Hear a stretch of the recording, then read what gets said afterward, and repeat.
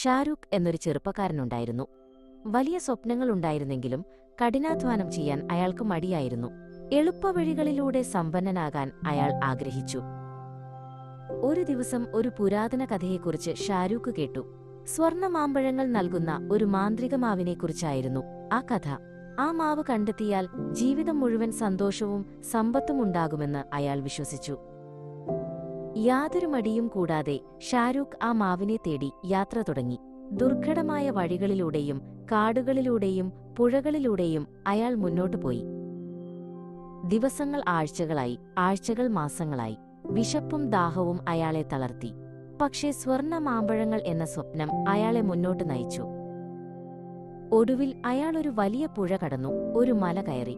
ഒരു കാടിന്റെ നടുവിൽ ഒരു വൃദ്ധൻ ഒരു മരത്തിന് വെള്ളമൊഴിക്കുന്നത് അയാൾ കണ്ടു. എവിടെയാണ് സ്വർണ്ണ മാമ്പഴങ്ങൾ നൽകുന്ന മാവ്? ഷാരൂഖ് ആകാംക്ഷയോടെ ചോദിച്ചു. വൃദ്ധൻ പുഞ്ചിരിയോടെ പറഞ്ഞു, അങ്ങനെയൊരു മരമില്ല മകനെ, നീ തേടിയത് നിന്റെ ഉള്ളിൽ തന്നെയുണ്ട്. ഷാരൂഖ് നിരാശനായി.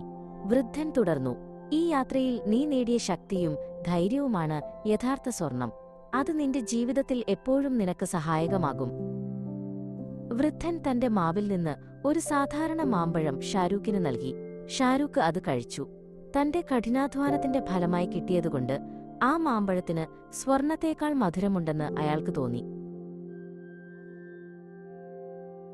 ഷാരൂഖ് വീട്ടിലേക്ക് മടങ്ങി.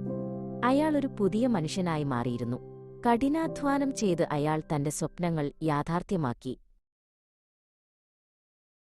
യഥാർത്ഥ സമ്പത്ത് എളുപ്പവഴികളിലല്ല, മറിച്ച് നമ്മുടെ പ്രയത്നത്തിലും കഠിനാധ്വാനത്തിലുമാണെന്ന് ഷാരൂഖ് മനസ്സിലാക്കി.